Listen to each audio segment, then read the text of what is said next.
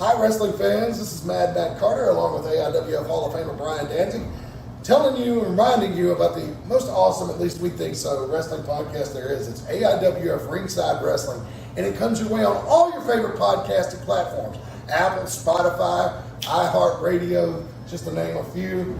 Brian, they can also see it on YouTube, but the cool thing about our podcast, it's completely live and interactive every Sunday night on Facebook. Yeah, it certainly is, and we get into all the news of AIWF, WWE, TNA, all of it. We don't just cover AIWF. We cover the whole spectrum of wrestling.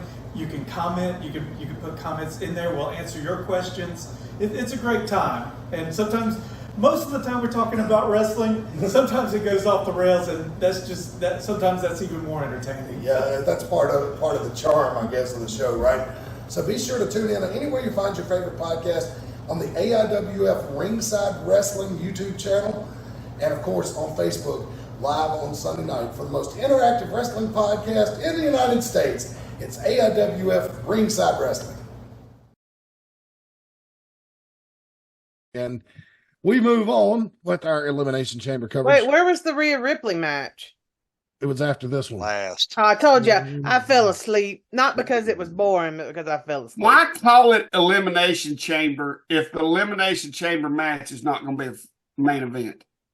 That is a good question. That is a good question. I thought about that myself. And all right, so here's the conundrum you're in.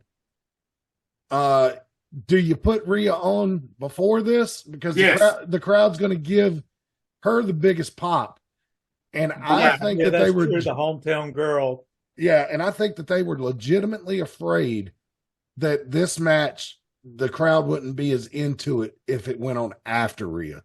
That was my thought. I could see that with her being as over as she is anyway, plus being in her home country. Yeah, well, they call it the Rhea Ripley Chamber.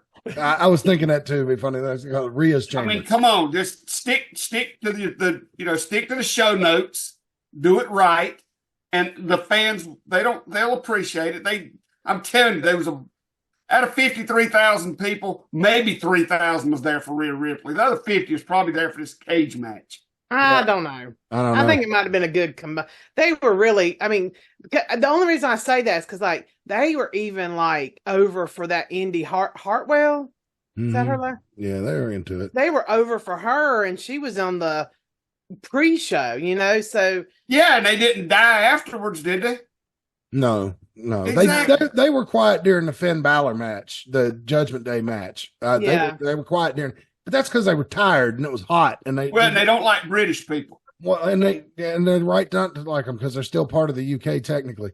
But keep in mind, Brits is the one that started that island. Yeah, and they but they are I think that was the match that everybody went to concessions and everything because it was warm. You heard the announcers talking about. Yeah, they said it'd been over 100. Because I said to Brian, I was like, hope those elimination chambers have air conditioner in them. Or you're going to see people dying like dogs in a car. Well, they have fans under the pods. Did you see the fans? When they would shoot down into it, you could see the fans. Oh, I couldn't. Yeah, so I don't know if they had any coolant blowing in there. Probably not. But nonetheless, it was time for the men's elimination chamber. And, Logan Paul was walking in there thinking he was probably going to get beat up quite a bit. But I don't think he had any idea what was coming. Because he got his ass kicked a lot. LA Knight was real over in Australia. That was nice.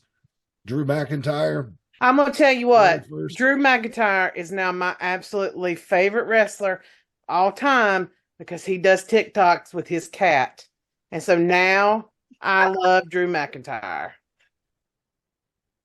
He also wears a skirt to the ring like Roddy Piper used to. It's not a skirt, it's a kilt. Call it the right thing. I love Drew's kilt, though, because it's very manly. It looks like you can go to war in it. It's made out of leather, He used to have a sword with it, but. I'm going to make an argument here. It's not a kilt because he's got something on underneath it. Oh. I think mostly now, though, modern people who wear kilts usually wear stuff underneath them because they're usually doing some kind of strongman competition with them. I don't think it'd be smart to go in battle with your balls free hanging. I just don't. Not anymore, anyway. I don't even think it was safe in the 1500s, but it's a wonder. I was starting to say, if they don't wear that none of them kilts, I'm gonna start watching that girl with the bagpipes more often. If it's a wonder any of us are here. So anyway, it was a great match. I thought this was the best match on the card. I saw that Logan Paul was writing something on the inside of his chamber, but we didn't. We couldn't really see it on the TV broadcast, but that's what it was. Kevin sucks, and he wrote that backwards from the inside. I was getting ready to say, I'm very impressed that he wrote that well backwards. Yeah, it was very good, very good. I bet he's used to it from his YouTubes, because you have to be careful with stuff being backwards when you do those sometimes, because it's gonna flip. Sometimes it will flip the picture. I got you. Well, so things started to break down when Bobby Lashley got eliminated, because one of the downsides about the Elimination Chamber is it's got a big giant door that you have to open to drag the wrestlers out after they've been eliminated. And we've seen over the years people take advantage of that. So Mickey Fulton done a run in. There were 4 referees out there for this match. 2 of them, Engler and Chad Patton, senior referees. And this was the worst breakdown of officiating since we had that damn battle royal with the confusing ending at the anniversary show that Rob McBride was involved with. It had 4 referees at ringside. Nobody could figure out who the hell won, because it was some really bad officiating, right? And look, I understand there's only so much they can do. They're not allowed to put their hands on the wrestlers. But they left the gate open too long, and AJ Styles came in the ring with a chair and proceeded to frail the hell out of LA Knight with the chair and break it. You can see it's broken right there. The metal piece on the top is bent up, right? That's not a special effect from the camera, guys. That chair was legit broken, and he gave him the freaking, what does he call that move? The Styles Clash. Right onto it. And I just knew, I was sitting there thinking, dear God, LA Knight is going to he's going to get laid open to the bone right here, but thankfully this is not AEW, and that did not happen. And and they got that guy from the Jersey Shore ref in there. Okay, so let's pause right here for a minute.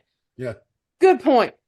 The self tanner that the WWE is going through right now does not look good, and I'm gonna go all the way back to Raw, because Cody Rhodes had his tape on his hands, and it was brown because his tanner was coming off on the tape. So whatever self-tanner they're using right now is terrible. So just move on to a different brand. Well, that just tells me that when you buy them cut down canvases from High Spots, they're going to have a darker bronzer on them now. I was about to say, Rick Diesel, but this is great news for the independents in the canvas industry, right?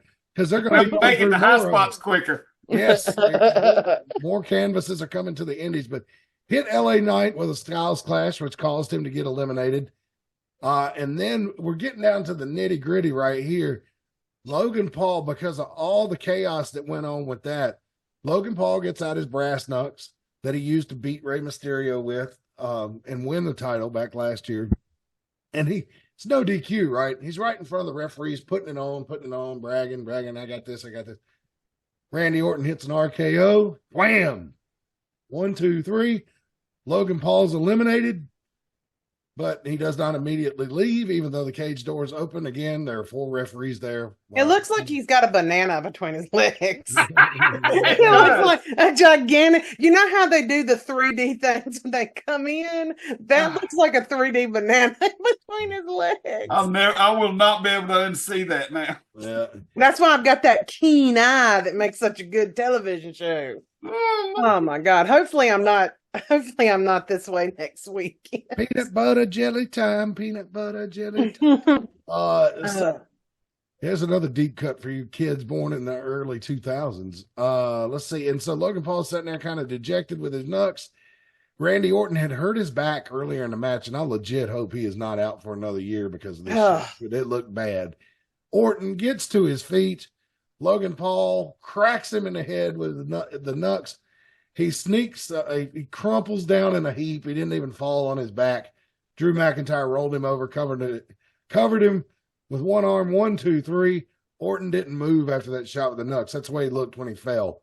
Well, no, not when he fell. So is my man Drew McIntyre going to be is he the winner? Yes, he won. He is going on. He's going See, on. I should have made it. I was going to try to watch it today, but I've been asleep all day today too. So you should try and watch it. It's really, really, it was the best match of the night by far, and extremely exciting. The crowd stayed engaged the whole time.